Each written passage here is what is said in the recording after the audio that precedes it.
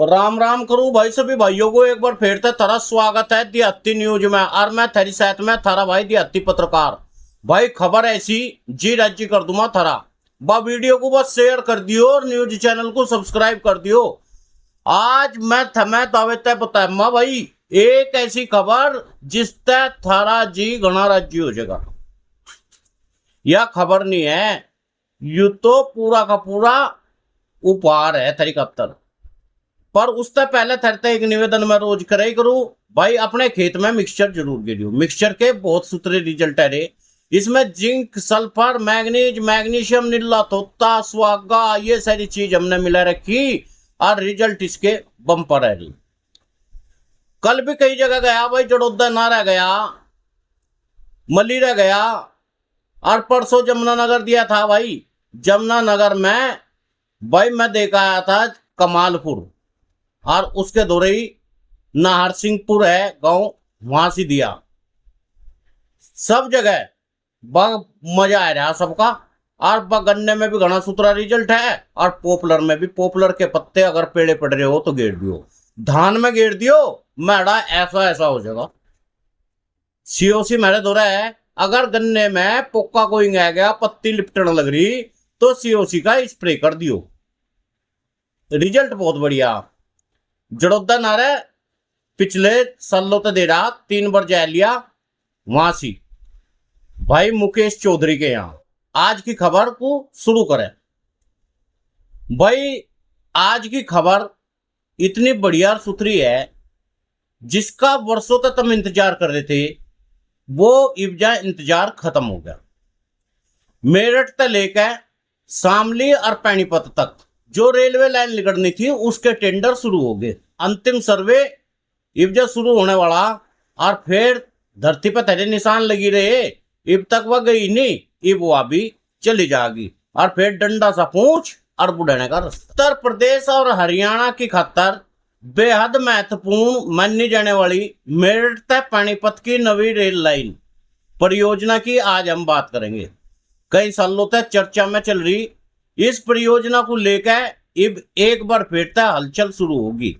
ताजा जानकारी नुहरी उत्तर प्रदेश में बहुत जल्दी अंतिम सर्वे, जिसे फाइनल सर्वे का है, और ड्रोन सर्वे के लिए टेंडर प्रक्रिया शुरू करने जा रहा। इस कदम से परियोजना को आगे बढ़ाने की दिशा में एक महत्वपूर्ण कदम मिलने जा रहा। भाई यारो, सबसे पहले यू समझना जरूरी है अब सभी रेलवे लाइन का निर्माण काम शुरू नहीं हुआ। फिलहाल केवल अंतिम सर्वे, ड्रोन मैपिंग और नई डिटेल प्रोजेक्ट रिपोर्ट तैयार करने की प्रक्रिया शुरू कर दी। इसके बाद में यह परियोजना रेलवे बोर्ड, नीति आयोग और वित्त मंत्रालय, राज्य सरकार और बाद में केंद्र सरकार कैबिनेट की मंजूरी खातर जाएगी। यानी अभी इस परियोजना के सामने प्रशासनिक चरण बाकी है।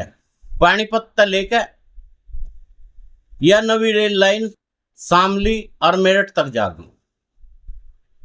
104 किलोमीटर की लंबी रेलवे लाइन या भाई पश्चिमी उत्तर प्रदेश हरियाणा के बीच में संपर्क बढ़ाने वाली, मजबूत करने वाली रेल लाइन का बनाने का लक्ष्य है। अगर परियोजना को मंजूरी मिल गई और निर्माण पूरा हो गया तो यात्रियों की साथ साथ व्यापारिक गतिविधियों को भी घना बढ़ावा मिलेगा।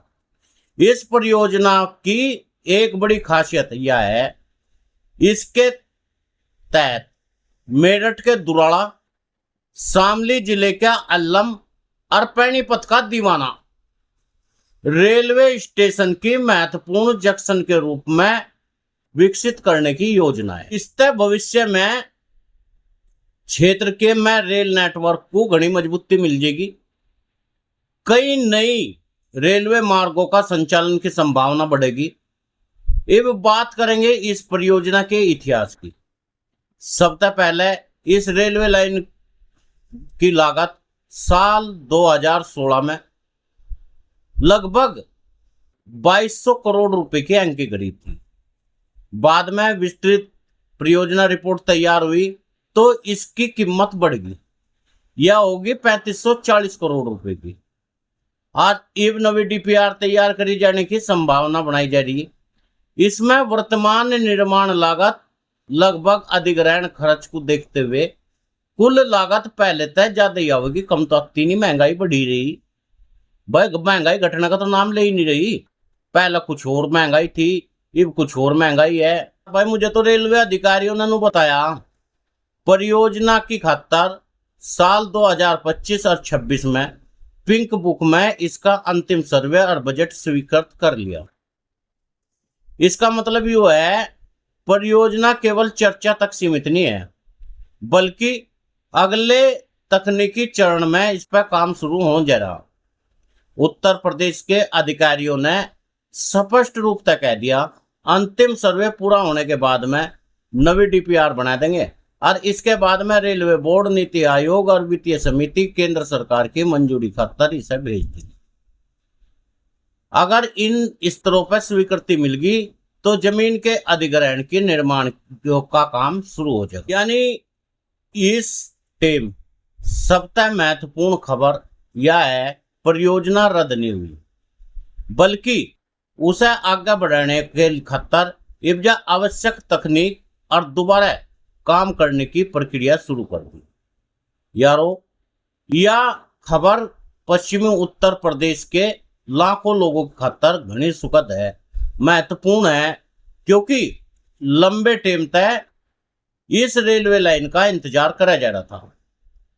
अगर यह परियोजना तय टाइम पर पूरी होगी तो मेरठ, मुजफ्फरनगर, शामली, पानीपत के बीच में सीधा रेल संपर्क जुड़ जाएगा और बड़ा बदलाव देखने को मिल जाएगा। परियोजना का अंतिम सर्वे खातर जल्दी टेंडर प्रक्रिया शुरू होने वाली। अब इस में हम समझेंगे रेलवे लाइन किन किन क्षेत्रों तक होकर गुजरने वाली, कौन कौन से स्टेशन इसमें प्रस्तावित है और किन जिलों में, कौन से गांवों में सबसे ज्यादा इसका लाभ मिलेगा।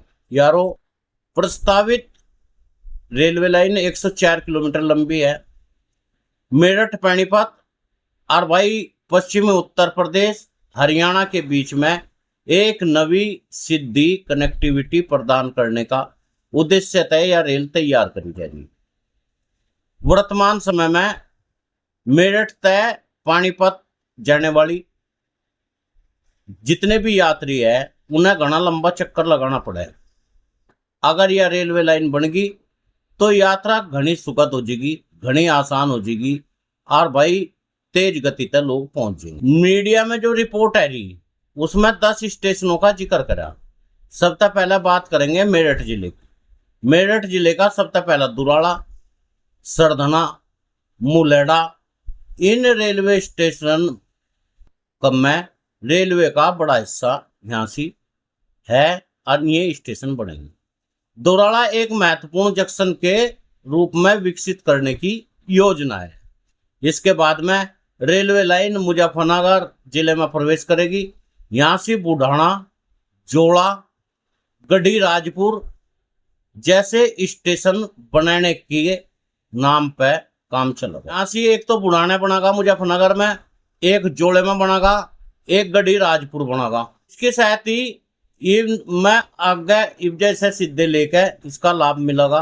अब आगे चली जाएगी या शामली जिले। भाई शामली जिले में एलम, गंगेरू, तित्तरवाड़ा स्टेशन इसके बनेंगे और भाई एलम स्टेशन भविष्य में महत्वपूर्ण जंक्शन के रूप में विकसित करने की योजना है। अगर ऐसा ही होगा तो शामली जिले तक रेल कनेक्टिविटी बहुत सुथरी हो जाएगी और घना फायदा हो जाएगा। इसके बाद में यह रेलवे लाइन हरियाणा के पानीपत में चली जाएगी, जहां बापोली, दीवाना और बाद में पानीपत को जोड़ने की योजना है। दीवाना स्टेशन भी जंक्शन के रूप में विकसित हो जाएगा। इस तय भविष्य में अन्य रेल मार्गों में बेहतर संपर्क स्थापित हो जाएगा। भाई यारो, इस परियोजना का लाभ शहरों तक ही सीमित नहीं रहने का, बल्कि करीब 300 गांव इस मकुया लाइन बिछ के जाएगी। रेलवे लाइन का प्रत्यक्ष अप्रत्यक्ष रूप तय जिन्हें घना फायदा हो जाएगा। इसका लाभ 5 लोकसभा क्षेत्रों को होने वाला, 13 विधानसभा क्षेत्रों को होने वाला। और भाई फिर तो मजे मजे अपना सवारी हल्की हो या भारी, और 10 रुपए सवारी, अपना चलते ही रहो। जिसकी जेब में पैसा वो भी चढ़ लो, और ना है तो भी चढ़ लो, जब भी चले जा रेल में। तो इसलिए रेल को घड़ी सूत्री बननी जा। एक बात करेंगे व्यापार की। पश्चिमी उत्तर प्रदेश में गन्ना, चीनी उद्योग, कृषि उत्पाद, डेयरी और छोटे उद्योग की खातर जाना जाता। दूसरी तरफ पानीपत कपड़ा उद्योग, पेट्रोकेमिकल और भाई आधुनिक गतिविधियों में के बड़ा केंद्र है। अगर दोनों क्षेत्रों के बीच में रेल का सीधा संपर्क जुड़ गया ना, तो फिर माल ढोना और रोज आना जाना। जिन लोगों को रोजगार नहीं है वे सामने तो बैठो, पानीपत जाओ और ऊन का कपड़े का काम करो, कुछ ही करो और फिर वापसी आ जाओ। नू भी ऐसा क्या भाई? भाई रेल की वो अपना जा अपना अब तो MST और अपना जाओ, हल्की हो या भारी, 10 रुपए सवारी। यात्रियों को या घनी सूत्री परियोजना लगेगी, मुझे ऐसा लगा है, और महत्वपूर्ण लगेगी नौकरी पेशा के लोगों को, छात्र व्यापारियों को, किसान को, मजदूर को, और भाई एक शहर तक दूसरे शहर में पहुंचने वाले लोगों को इसका घना लाभ मिल जाएगा। अब तो जमीन बिकने लग रही, पानीपत जाना पड़ेगा काम करना खतर, तो वहीं चलेंगे अपना रेल में बैठे ध्यान सी। हालांकि यहाँ एक बात दोबारा स्पष्ट बता दूं मैं तुम्हें, EBU रूट प्रस्तावित है, अंतिम सर्वे है, नवी DPR बनेगी। सरकारी मंजूरी के बाद में स्टेशन अलाइनमेंट, तकनीक, डिजाइन का बदलाव भी संभव हो सके। ऐसा भी हो सका बुढ़ाने की जगह भाई अटाड़ी में बन जाए स्टेशन, नोनिया बुढ़ाने के पीछे पीछे सूट देंगे इसे, और जोड़े के दौरा थोड़ा बहुत धर देंगे, नाम भी धर दिया, कहीं पर बनाया अटाड़ी में, धर दिया नाम बुढ़ाना। भाई यह परियोजना तय योजना के अनुसार पूरी होगी और पश्चिमी उत्तर प्रदेश हरियाणा में रेल कनेक्टिविटी घनी सूत्री हो जाएगी। यह पिछले सालों की मैं बहुत महत्वपूर्ण योजना। मेरठ पानीपत रेलवे लाइन का रूट, प्रस्तावित स्टेशन, यह हमने तुम्हें बताए और इसमें चर्चा करी जो कि भी जिन कामों को लाभ होगा। इस परियोजना के पहलू में भूमि अधिग्रहण, किसानों को कितना मुआवजा मिलेगा, परियोजना की क्या लागत होगी, यह भी मैं आप तुम्हें बता दूं। भाइयों, यह जो नवी रेलवे लाइन है इस पे इब्जा धरती का अधिग्रहण शुरू होगा। रेलवे लाइन जब भी बनाई जाएगी जब धरती का अधिग्रहण होगा। ऊपर को तो ले जा ही नहीं सकते, धरती तो लेनी पड़ेगी, और जिसकी जाएगी उसका डंडा सा पूंछ बुढ़ाने का रास्ता। ये उसकी खातर पर्याप्त जमीन उपलब्ध हो, यही कारण है मेरठ पानीपत रेलवे लाइन का अंतिम सर्वे और अलाइनमेंट को लेकर फिर तक काम चल रहा है। मीडिया जो रिपोर्ट है रही इस परियोजना में मेरठ, मुजफ्फरनगर, शामली, पानीपत में लगभग 473 हेक्टेयर धरती की जरूरत पड़ेगी। पहले करे गए सर्वे के दौरान जमीन को चिन्हित भी करा गया था और कई स्थानों पर प्रस्तावित रेलवे लाइन के पिलर भी सुड़ दिए थे, पर अब नवी परिस्थितियों को देखकर रेलवे फिर तक अंतिम सर्वे और ड्रोन तक करना जा रहा। वास्तविक स्थिति के अनुसार ये DPR तैयार करेगी। अब सवाल न उठ रहा किसानों को मुआवजा कितना मिलेगा। इसका जवाब है अधिकारियों ने साफ साफ कर दिया, अंतिम डिजाइन और नवी DPR तैयार जब तक नहीं हो जाती, जब तक नहीं बताने का मुआवजा क्या मिलेगा। अंतिम राशि जब भी तय होगी जब ये सारा काम निमट लगा। किसान की जमीन अंतिम अधिग्रहण अब तक शुरू हुआ नहीं और मुआवजे का कोई निर्धारण भी नहीं हुआ। पुरानी योजना के अनुसार 398 हेक्टेयर जमीन, करीब 662 करोड़ रुपए मुआवजे का अनुमान लगाया गया था। इब्जा नवी DPR आवेगी, जमीन का क्षेत्रफल, बाजार का मूल्य, सर्किल रेट, सरकारी नियमों के आधार पर राशि या बढ़ जाएगी। किसानों को मिलने वाले मुआवजे की वास्तविक स्थिति बाद में स्वीकृत हो। जब ये रेलवे लाइन के पत्थर गड्ढे थे उसमें अनुमानित लागत 2200 करोड़ रुपए की थी। विस्तृत रिपोर्ट में इब्जा या बढ़कर 3540 करोड़ रुपए तक पहुंच गई। आज एक दशक के बाद में स्टील, सीमेंट, मजदूरी, जमीन की कीमत की बढ़ोतरी होगी तो नुमाइंदे लोग कहेंगे कि इसकी कीमत और बढ़ेगी। और भाई सबसे पहला उत्तर प्रदेश का अंतिम सर्वे ड्रोन तक कराया जाएगा। इसके बाद में नवी डिटेल प्रोजेक्ट रिपोर्ट भी तैयार करी जाएगी। UDPR रेलवे बोर्ड को फिर भेजी जाएगी और फिर मामला नीति आयोग पे, वित्त मंत्रालय पे, वाणिज्य सरकार पे और भाई वित्तीय समितियों पे पास करवाया जाएगा। फिर सबकी मंजूरी मिल जाएगी, सबके ठप्पे लग जाएंगे और फिर तेरे सामने आ जाएगी कैबिनेट की। और कैबिनेट की जहां मंजूरी मिली और धक धक रेल चली, फिर टेंडर और भुगतान सारे एक डब्बा हो जाएंगे। यानी भी नू कहना तो सही नहीं होना का भाई। अगर निर्माण जल्दी शुरू होने वाला। फिलहाल परियोजना की तकनीकी प्रशासन स्वीकृति अंतिम चरण में है। अंतिम सर्वे के बाद में बजट होना और उसके बाद में फिर अपना डंडा सा पूंछ और बुढ़ाने का रास्ता। अगर यह रेलवे लाइन बनेगी तो पश्चिमी उत्तर प्रदेश, हरियाणा इसके बीच में संपर्क बहुत बढ़िया हो जाएगा। व्यापार, यात्रियों की आवाजाही बहुत बदल। भाई सप्ताह पहला बात करेंगे रेल कनेक्टिविटी की। आज मेरठ, मुजफ्फरनगर, शामली, पानीपत के बीच में यात्रा करना बहुत मुश्किल है।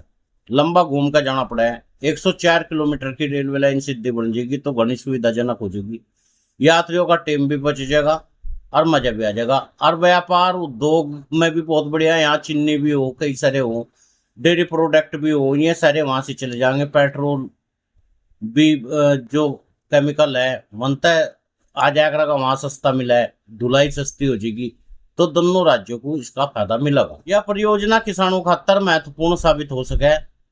अगर रेल नेटवर्क मजबूत होगा तो कृषि उत्पादक भी बढ़िया होगा। यह बात दूसरी, हरियाणा में सामान बेचने की अनुमति नहीं मिलती, पर फिर भी ये कह रहे तो होगा ही कुछ ना कुछ तो। हालांकि जिन किसानों की जमीन परियोजना में आवेगी उन्हें उचित मुआवजा पारदर्शी तरीके से मिल जा, धरती का अधिग्रहण ढंग से तय हो जा। महत्वपूर्ण काम हुई है, इसलिए सरकार आगामी नीतियों की अंतिम DPR पर भी नजर रखेगी। रोजगार के दृष्टिकोण से परियोजना बहुत महत्वपूर्ण है। जिनकी जमीन चली जाएगी और एक भी नहीं बचे वे रेल में चढ़ कर अपना पानीपत काम करना जा सके। भाई इस तरह इंजीनियरों को, तकनीकियों को, मशीनों को, मशीन ऑपरेटरों को, मजदूरों को काम मिल जाएगा। यह परियोजना पूरी होने के बाद में रेलवे स्टेशनों, रखरखाव और परिवहन, होटल, गोदाम इन सब सेवाओं में रोजगार बढ़ जाएगा। एक महत्वपूर्ण पहलू है भविष्य में कनेक्टिविटी। अगर दुराड़ा, एल्लम, दीवाना में प्रस्तावित होगी तो इसमें जंक्शन बनेगा तो भविष्य में स्टेशन और रेल लाइनों को जोड़ना आसान हो जाएगा।